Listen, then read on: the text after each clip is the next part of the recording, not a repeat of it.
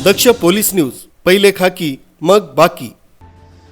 Motorcycle चोरी करणाऱ्या अट्टल चोरास मुंबई नाका पोलिसांनी बेड्या ठोकल्या असून विविध गुन्ह्यांची उकल करून एकूण 1,40,000 रुपये किमतीच्या एकूण 4 मोटरसायकल हस्तगत केल्या। रविराज देवेंद्र शिरसाट यांची बजाज कंपनीची काळ्या रंगाची पल्सर मोटरसायकल चोरी झाली होती। मुंबई नाका पोलीस ठाण्यात दाखल झालेल्या चोरीचा तपास गुन्हे शोध पथकाकडे सोपविण्यात आला। गुन्हे शोध पथकाचे गणेश बोरनारे व आकाश सोनवणे यांना बातमीदारामार्फत माहिती मिळाली की गुन्ह्यात चोरीस गेलेल्या मोटरसायकलीची विक्री करण्यासाठी एक व्यक्ती भंगार बाजार फाळके रोड येथे येणार आहे। त्यानुसार देविदास गाढवे, दीपक जगदाळे, गणेश बोरनारे, आकाश सोनवणे आदींसह सापळा रचून अक्सा मशीद भारतनगर येथील 18 वर्षीय तौफिक हसन शहा यास पाठलाग करून ताब्यात घेण्यात आले।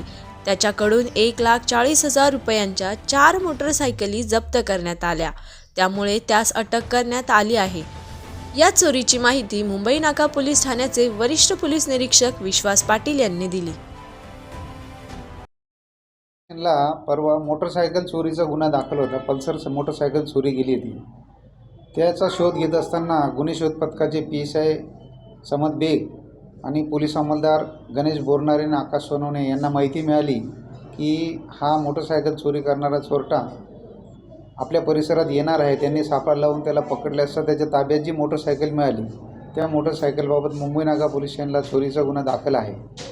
तसंच त्याला पुन्हा त्याने आणखी कुठे चोऱ्या केल्या याबाबत विचारपूस करता त्याच्याकडून आणखी 3 मोटरसायकली आम्ही जप्त केलेल्या आहेत। त्यामध्ये एक मोटरसायकलबाबत आडगाव पोलीस स्टेशनला गुन्हा दाखल आहे आपल्या नाशिक शहरात। दुसरे 2 मोटरसायकलचे डिटेल्स अद्याप मिळाले नाही आणि ते कुठून चोरले त्याबाबत तो अजून सांगत नाही। तर त्याला आम्ही आज माननीय न्यायालयात हजर करून त्याची पोलीस कस्टडी रिमांड घेऊन पुढील तपास करीत आहोत। आणखी चोरीचे गुन्हे त्याच्याकडून उघडकीस येण्याची शक्यता आहे।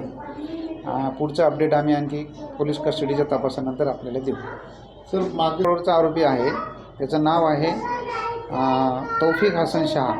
हा आपल्या अक्सा मस्जिद समोर राहतो भारतनगरला। ते चोरीची त्याला यापूर्वी सवयीचा आहे तो, आणि त्याने आणखी त्याला साथीदार आहेत का याबाबत पण तपास करायचा आहे। आणि आणखी विकल्या नाही त्यांनी, या गाड्या त्याच्याजवळच आहेत आणि त्याचे आणखी साथीदार आहेत का ते आपल्याला शोध घेणं चालू आहे। आरोपींकडून अजून गुन्हे उघडकीस येण्याची शक्यता असून त्याची चौकशी सुरू आहे।